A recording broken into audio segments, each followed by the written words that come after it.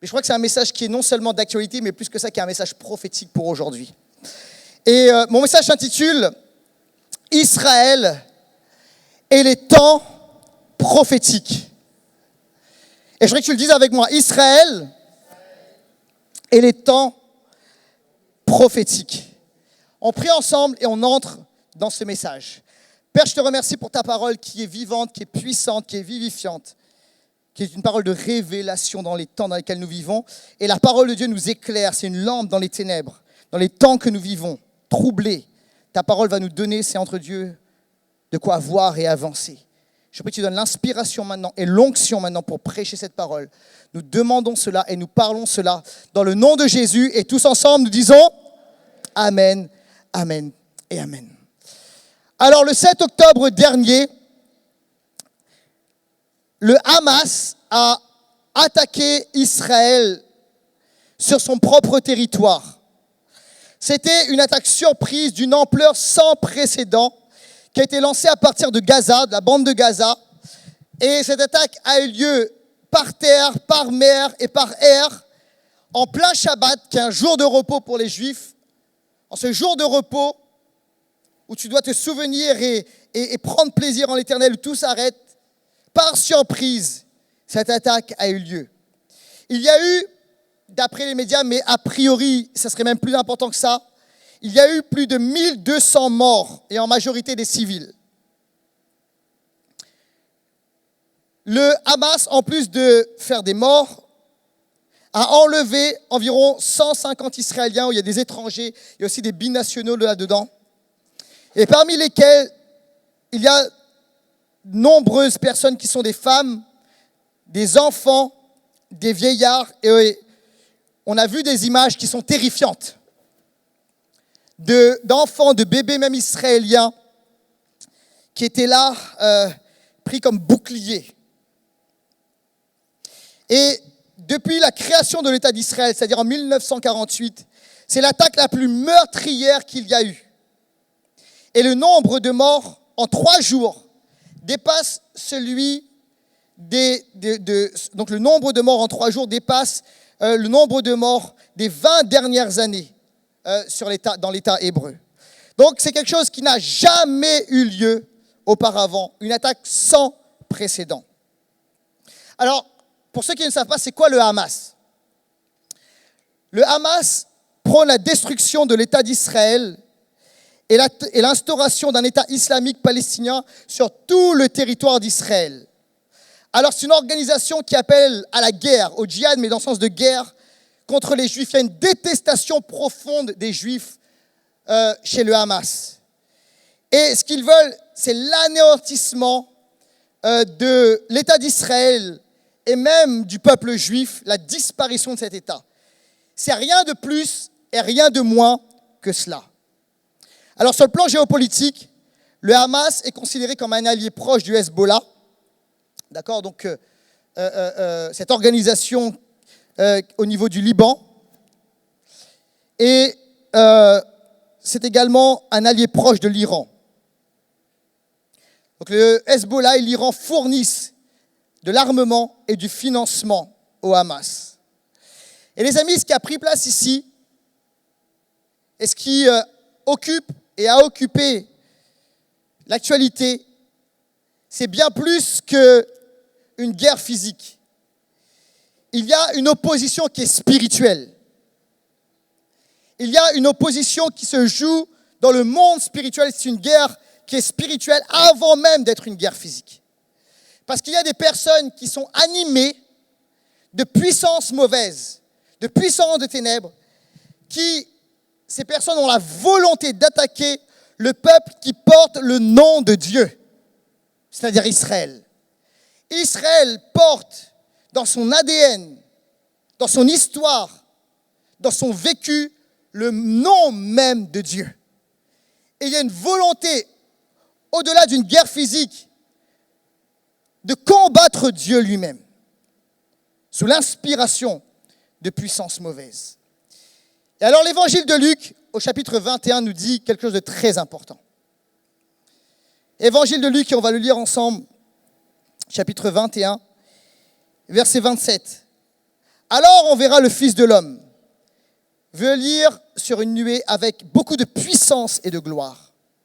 Quand ces événements commenceront à se produire, redressez-vous, relevez la tête, parce que votre délivrance est proche.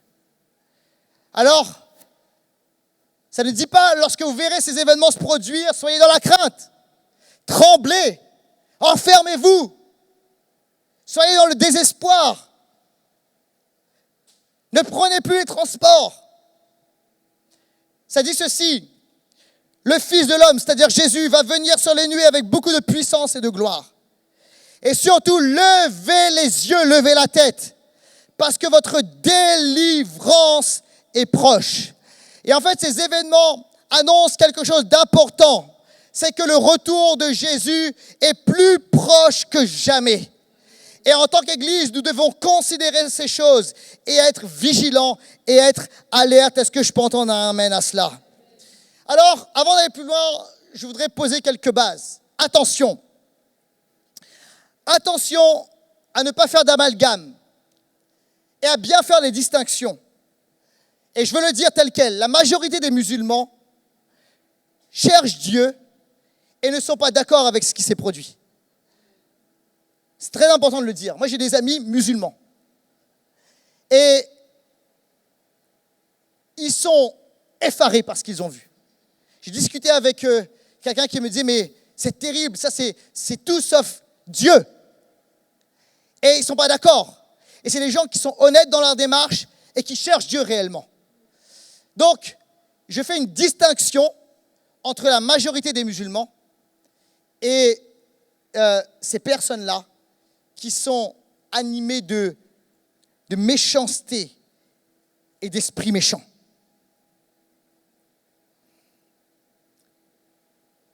Ceci étant dit, nous devons annoncer la bonne nouvelle de Jésus-Christ. Amen. Et nous devons prier.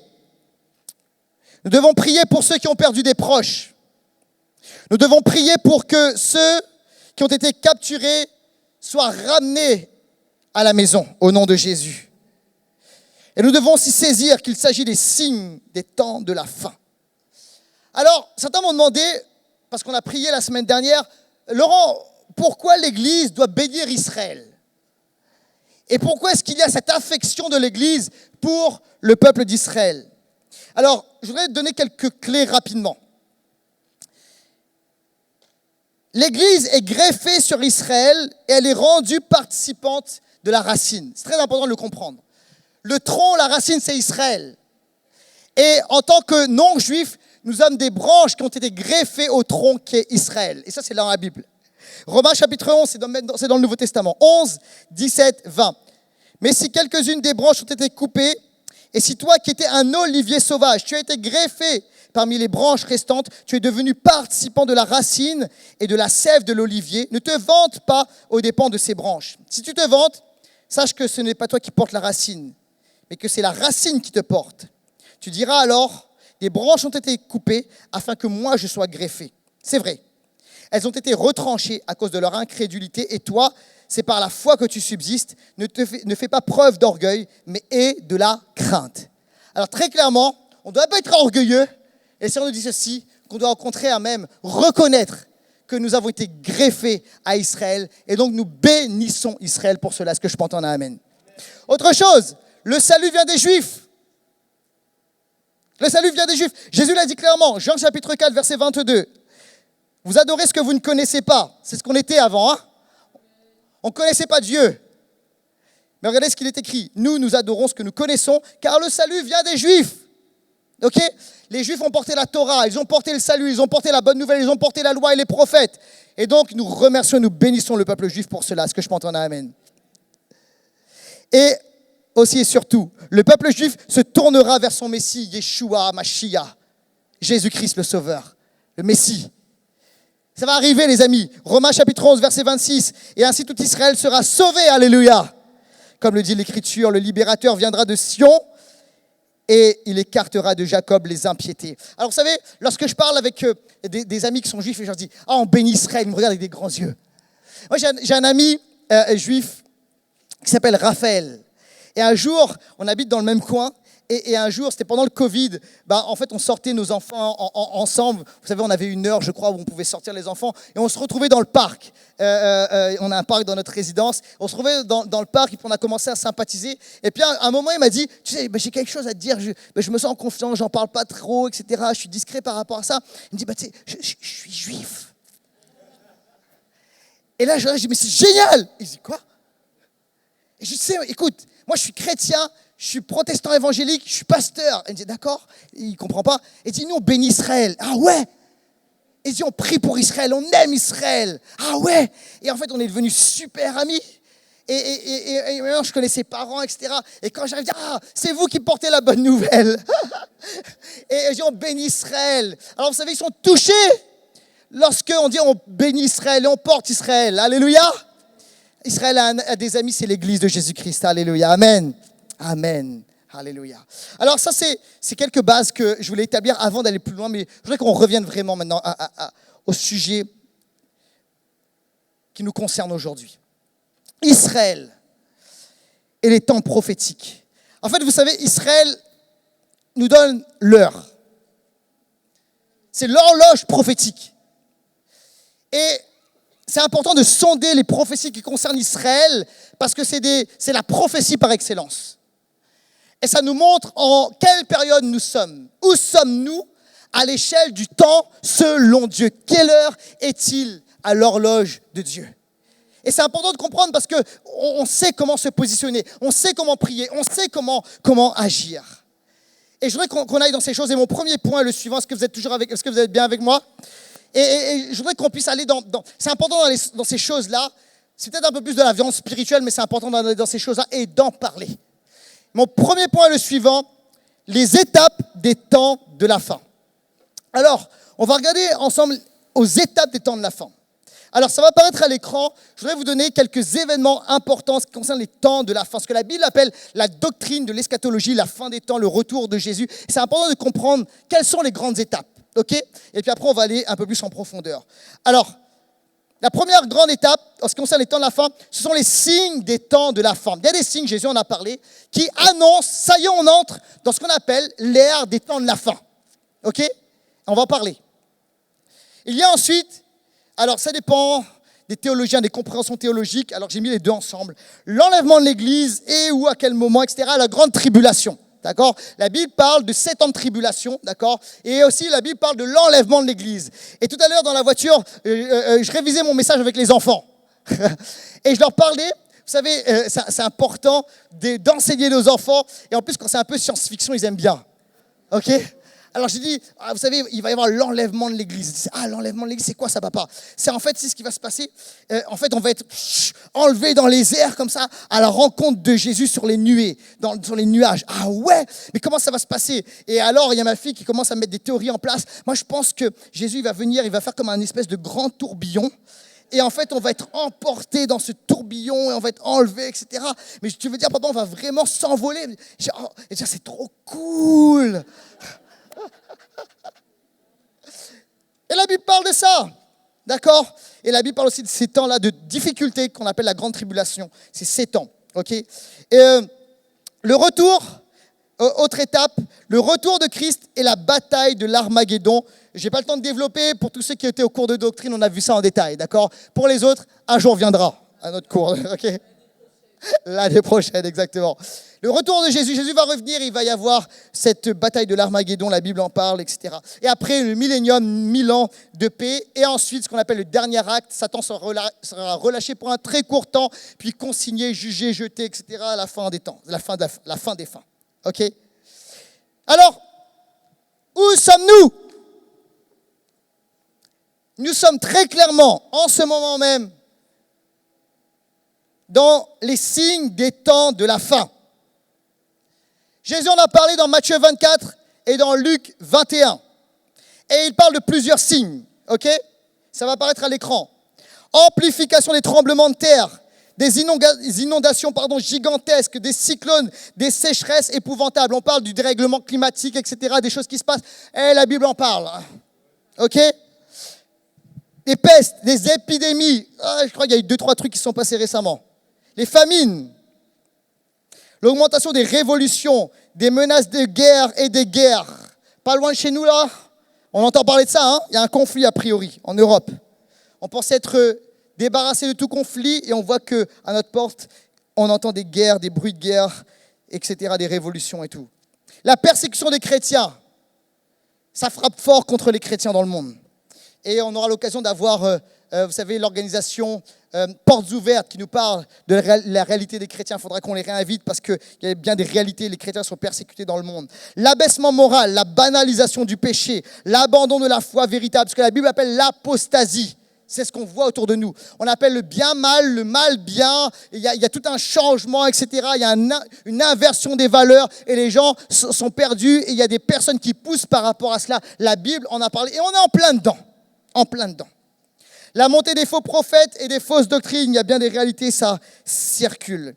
Et alors, ces signes s'accompagnent d'une intensification prophétique. C'est-à-dire que lorsque ces choses arrivent, la Bible dit ceci, c'est comme les douleurs de l'enfantement, mais c'est que le début, le commencement des douleurs. Mais alors, la Bible parle aussi d'un signe qui est très important, et ce sont les événements qui concernent Israël.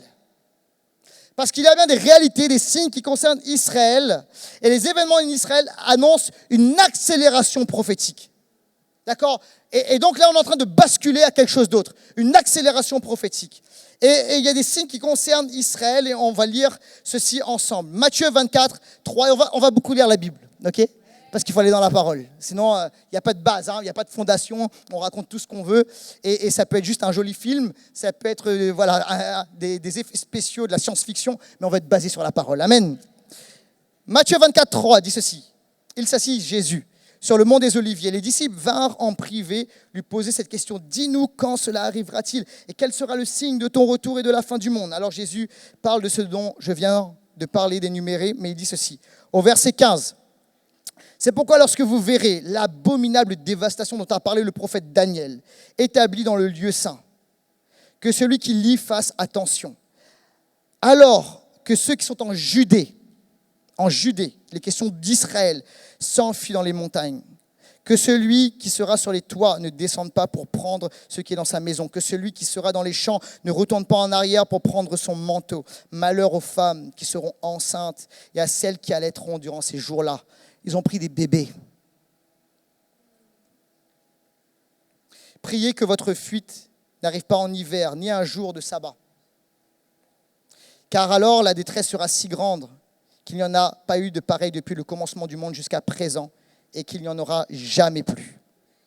Le verset 21, Luc chapitre 21. Jésus annonce la destruction, il va plus loin, la destruction de Jérusalem.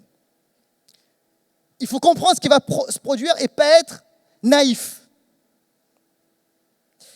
Au verset 20, lorsque vous verrez Jérusalem encerclée par des armées, sachez que sa destruction est proche. Alors que ceux qui seront en Judée s'enfuient dans les montagnes, que ceux qui seront à l'intérieur de Jérusalem en sortent, que ceux qui seront dans les champs n'entrent pas dans la ville. Car ce sont des jours de vengeance, où s'accomplira tout ce qui est écrit. Et on va lire tout ce qui est écrit. Peut-être pas tout, parce qu'il y en a vraiment beaucoup, mais on va lire pas mal de choses. Malheur aux femmes qui seront enceintes, à celles qui allaiteront durant ces jours-là, car il y aura une grande détresse dans le pays et de la colère contre ce peuple.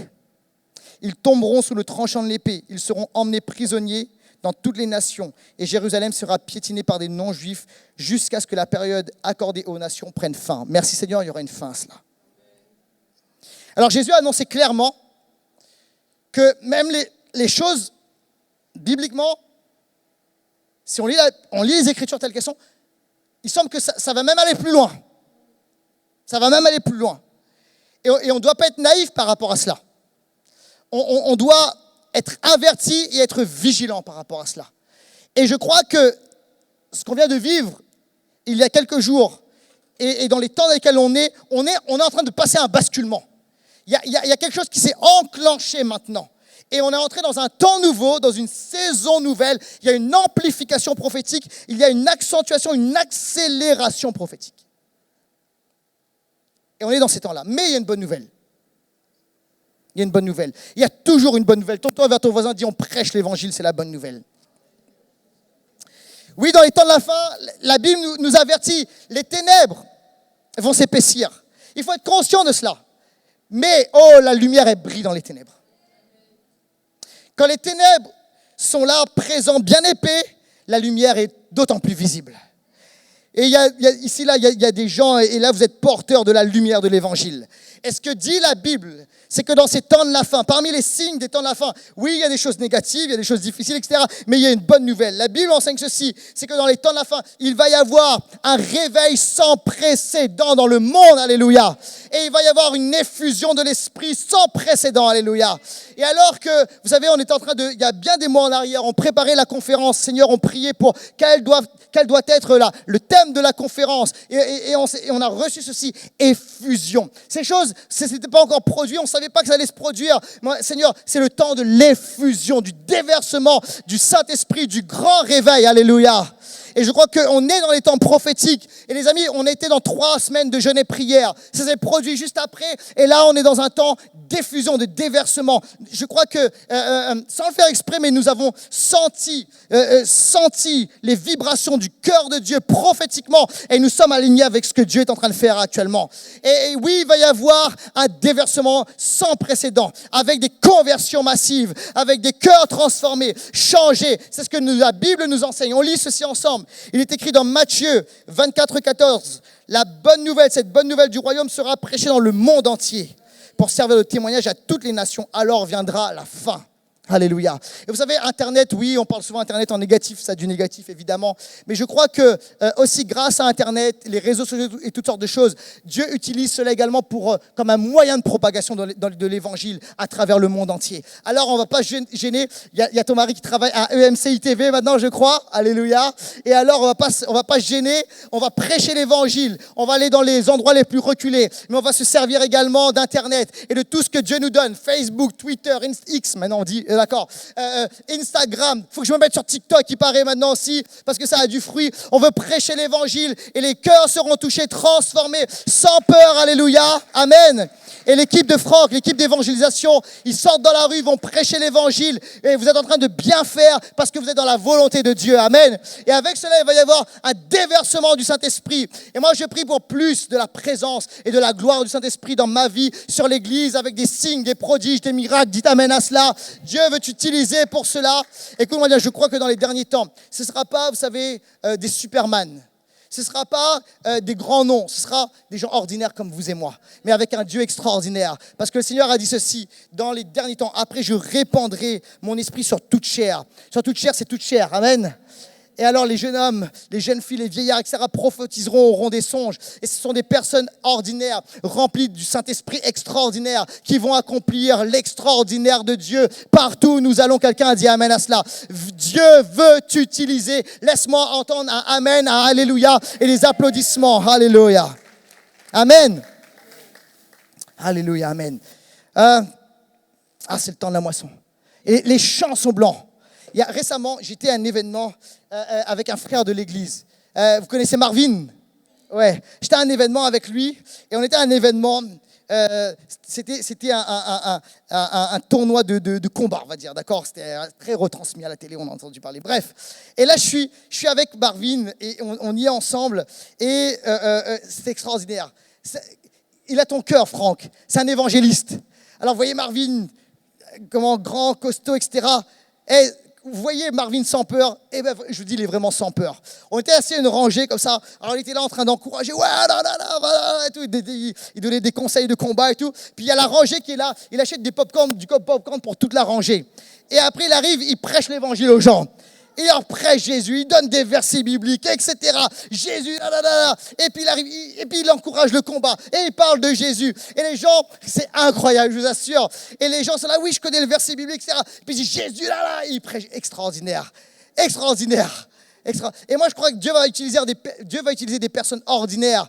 Et partout où on va aller, on va prendre des territoires, alléluia, et on va établir et amener le royaume de Dieu. Laisse-moi entendre un amen à cela et applaudir le Seigneur qui nous équipe et qui nous remplit. Amen. Deuxièmement, alors, il y a un basculement. Et c'est quoi ce basculement? Une pierre pour les peuples, mais Dieu. Une pierre pour les peuples, mes dieux. Qu'est-ce que ça veut dire? Ne vous inquiétez pas. Je vais tenter de l'expliquer. Zacharie chapitre 12, versets 2 à 3. Et là, on va lire vraiment pas mal de textes. Voici ce que Dieu dit. Zacharie, c'est un ancien prophète de l'Ancien Testament. Et en fait, là, on va lire pas mal de prophéties de l'Ancien Testament. D'accord? Donc, des prophéties bien anciennes. Encore une fois, je parlais à mes enfants, je dis, vous savez, la Bible a prédit ce qui s'est passé. Ils me disent, ah ouais? Tu veux dire que la Bible, ça parle des trucs du futur et tout? Je dis, ouais. Oh, mais c'est trop fort, la Bible. Et la Bible, c'est trop fort. Zacharie 12, 2 à 3. Je ferai de Jérusalem une coupe enivrante pour tous les peuples environnants, les voisins. Il en ira de même pour Juda lors du siège de Jérusalem. Donc il va vraiment y avoir Jérusalem assiégée. Ce jour-là, je ferai de Jérusalem une pierre lourde, une pierre d'achoppement pour tous les peuples. Tous ceux qui la soulèveront s'y écorcheront et toutes les nations de la terre se rassembleront contre elle. Alors, Dieu dit ceci, et on est en train de basculer là, qu'Israël va devenir une pierre lourde, une pierre d'achoppement, où on s'écorche. Et il y aura énormément de tensions contre Israël. Et regardez bien ce que dit le texte, il dit les peuples environnants, autour. Et c'est très important de le comprendre. Mais Dieu, dites avec moi, mais Dieu sauvera son peuple. Dans le même passage, au verset 7 à 10, l'Éternel sauvera, alléluia, d'abord les tentes de Juda, afin que la fierté de la famille de David, la fierté des habitants de Jérusalem ne s'élève pas au-dessus de Juda. Ce jour-là, l'Éternel protégera les habitants de Jérusalem. Et le plus faible parmi eux sera ce jour-là pareil à David. La famille de David sera pareille à Dieu, pareil à l'ange de l'Éternel devant eux. L'ange de l'Éternel, c'est Jésus lui-même. Amen. Ce jour-là, je travaillerai à détruire toutes les nations qui viendront attaquer Jérusalem. Alors je déverserai sur la famille de David et sur les habitants de Jérusalem un esprit de grâce et de supplication. Ils tourneront les regards vers moi, celui qu'ils ont percé. Ils pleureront sur lui comme on pleure sur un fils unique. Ils pleureront amèrement sur lui comme on pleure sur un premier-né. Alléluia, c'est fort les amis.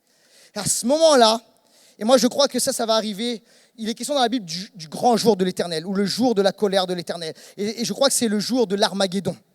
Lorsque Jésus va revenir, le retour de Jésus, et que les nations seront assemblées pour détruire Jérusalem, le Seigneur Jésus reviendra plein de gloire. Il descendra lui-même personnellement du ciel. Écoutez-moi, et je veux bénir tous ceux qui font des efforts, tous les politiques, etc. Mais la solution n'est pas politique ou géopolitique. La solution est dans le Messie Jésus-Christ, alléluia. Et c'est Jésus qui sauvera son peuple, alléluia. Il viendra lui-même revêtu de gloire et de puissance sur les nuées. Et à ce moment-là, c'est à ce moment-là qu'Israël se tournera et reconnaîtra Yeshua, Jésus comme son sauveur. Qu'advienne ce jour, Seigneur. Qu'advienne ce jour, oh Dieu. Dieu sauvera son peuple. Oui, ça va aller de pire en pire. Les ténèbres vont s'épaissir. Mais Dieu, dans sa gloire, enverra Jésus-Christ afin de libérer son peuple de l'emprise des méchants. Alléluia. Et cela a été prophétisé à plusieurs reprises. Et il y a bien longtemps, il y a quelqu'un qui a voulu prophétiser du mal sur Israël et il n'a pas pu. C'est un prophète qui s'appelle Balaam. Ok? Et bon, je vous passe un peu tous les détails, mais il y a un roi qui dit « maudit Israël ». Puis, il n'a pas réussi. Et en fait, le Saint-Esprit l'a saisi et il a prophétisé même le contraire. Nombre 24, on lit ceci, à partir du verset 14. « Maintenant, je retourne vers mon peuple.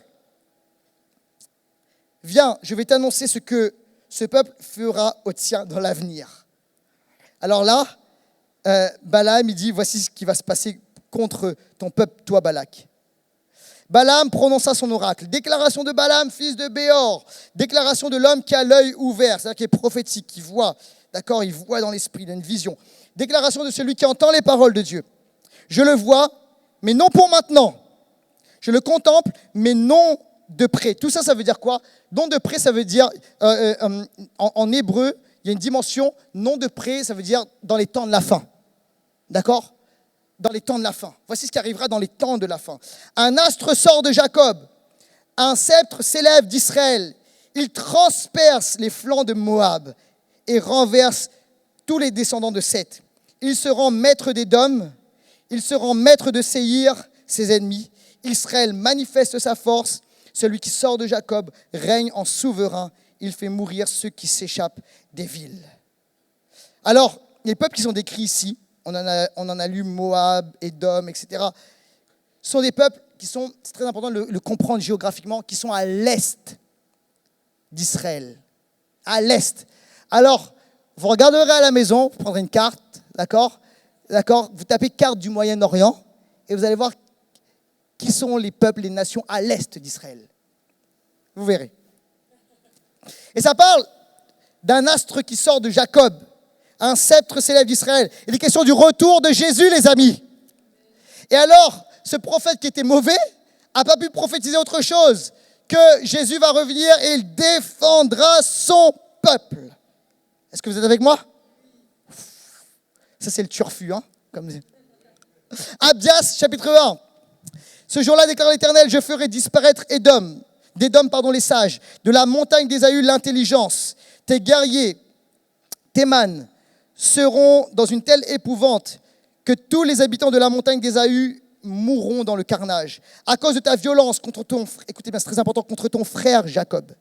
Tu seras couvert de honte, tu seras exterminé pour toujours. En effet, le jour de l'Éternel est proche pour toutes les nations. On te fera comme tu as fait, tes actes retomberont sur ta tête. Alors, il est question dans ce passage d'Ésaü, ok? On l'a lu ensemble, la montagne d'Ésaü, et il est question de Jacob. C'est qui Ésaü et Jacob dans la Bible? C'est deux frères. Deux frères ennemis. Deux frères ennemis. Donc il est question de peuples frères, mais en même temps des peuples ennemis. Et en fait, Édom, c'est le peuple qui sort d'Ésaü, et ça a été un peuple frère, mais ennemi d'Israël. Sophonie au chapitre 2, verset 3. Cherchez l'Éternel, vous tous, les humbles du pays, qui mettez ces règles en pratique. Recherchez la justice, recherchez l'humilité. Peut-être serez-vous épargnés le jour de la colère de l'Éternel, jugement des nations. En effet, Gaza sera abandonné. Escalon sera dévasté. Asdod sera chassé en plein midi. Écron sera déraciné. Malheur au pays des régions maritimes, à la nation des Kérétiens. L'Éternel a parlé contre toi, Canaan, pays des Philistins. Je te détruirai, tu n'auras plus d'habitants. Vous aussi, les Éthiopiens, vous serez transpercés par mon épée. L'Éternel déploiera sa puissance contre le nord. Il détruira la Syrie. Il fera de Ninive une terre dévastée, aride comme le désert. Le jour de l'Éternel, le jour de la colère de l'Éternel, il est question ici du grand jour de l'Éternel. Dieu va se lever contre les ennemis, et il est question ici des ennemis voisins. D'accord? D'Israël. Et il semble que quelque chose va sortir de plus en plus contre Israël, qui est le seul État juif dans cette région du monde. Et Dieu va se lever. Joël chapitre 4, la Bible a tout prévu. C'est Pasteur Jean qui dit ceci. Pasteur Jean dit souvent ceci. Il dit, je regarde un peu l'actualité, et après je coupe, et dit, je prends la parole et je regarde. Et je ne m'appuie pas sur les commentaires de l'actualité, je m'informe, mais après je regarde et je compare avec la parole.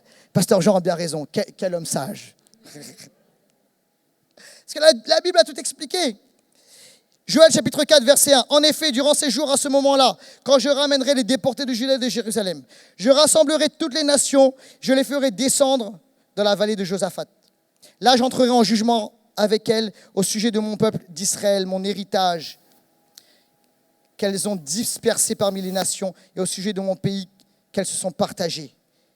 Ils ont tiré mon peuple au sort, ils ont donné le jeune garçon pour une prostituée, Seigneur, ils ont vendu la jeune fille pour du vin et ils ont bu. Que me voulez-vous, Tyr et Sidon, vous tous, district des Philistins, voulez-vous vous venger de moi? Si vous voulez vous venger, je ferai bien vite retomber votre vengeance sur vos têtes. Ce qu'il faut savoir ici, c'est que Tyr et Sidon, il est question de Tyr et Sidon, correspond actuellement, géographiquement, à Gaza et la partie sud du Liban. On pourrait dire le Hamas et le Hezbollah.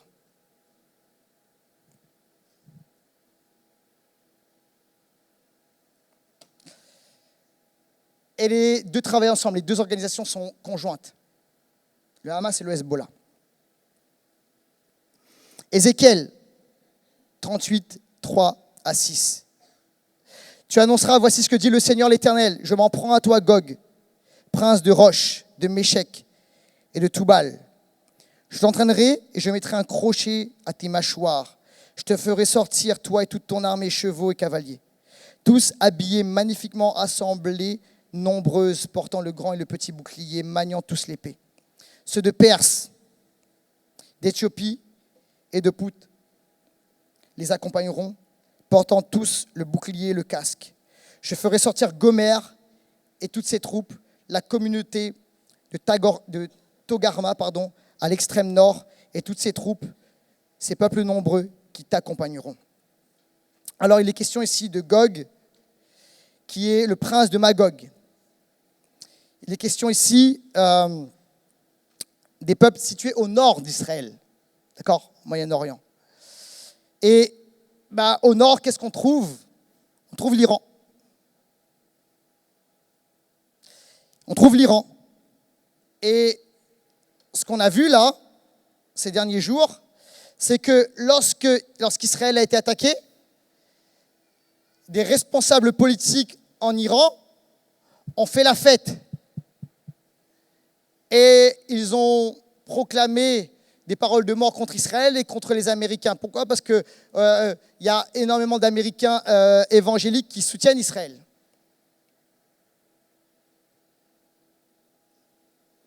Mais Dieu dit, on verra comment, sur le plan politique, sur l'échiquier politique, comment les choses vont évoluer. Mais quelque chose va se passer dans ce secteur-là. Mais Dieu dit qu'il se lèvera. Il rendra la justice. Il ne laissera pas le mal impuni. Alors encore une fois, lorsque je parle de cela, je ne veux absolument pas que nous tombions dans une forme de haine contre certaines personnes. Non, pas du tout. Nous proclamons l'amour. Et encore une fois, je veux encore le répéter, je veux dire très très clairement, la grande majorité des musulmans ne sont pas d'accord avec cela. Très important de le dire. Et je vais être dans le respect, dans l'honneur. Mais en même temps, la Bible nous annonce que des organisations vont se lever contre Israël dans cette région du monde pour l'attaquer. Les choses vont devenir, et semble-t-il, bibliquement, moi c'est ce que je comprends, les choses vont s'assombrir. Alors, je crois qu'il faut prier, Seigneur, que ces personnes qui ont été arrachées puissent revenir à la maison. Il faut prier dans ce sens. Il faut prier pour la consolation des familles. Mais il semble qu'on est en train de basculer dans un autre temps. Dans cet autre temps, merci Seigneur, l'Église se lève, elle va se lever, proclamer l'évangile de Jésus-Christ comme jamais auparavant. Comme jamais auparavant. Le Seigneur interviendra pour son peuple. Il apportera la lumière pour son peuple. Il soutiendra son peuple. Et je voudrais finir avec ceci. Et je vais appeler l'équipe de louange à bien vouloir revenir. Matthieu 24 nous dit ceci. Alors que on évalue les temps prophétiques.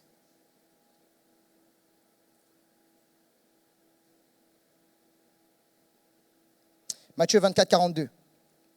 Restez donc vigilants, puisque vous ignorez à quel moment votre Seigneur reviendra.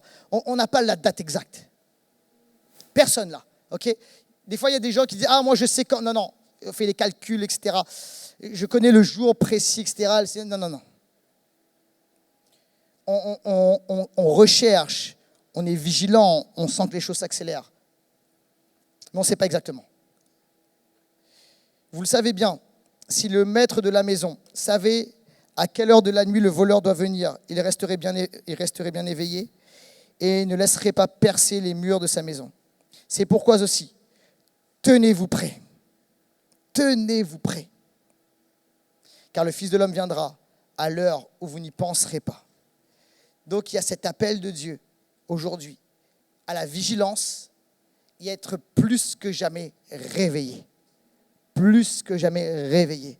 Si la Bible nous parle de cela, ce n'est pas pour notre curiosité, c'est parce qu'on a un rôle à jouer et qu'on doit rester éveillé spirituellement. Alors, nous allons continuer de prier pour la paix de Jérusalem.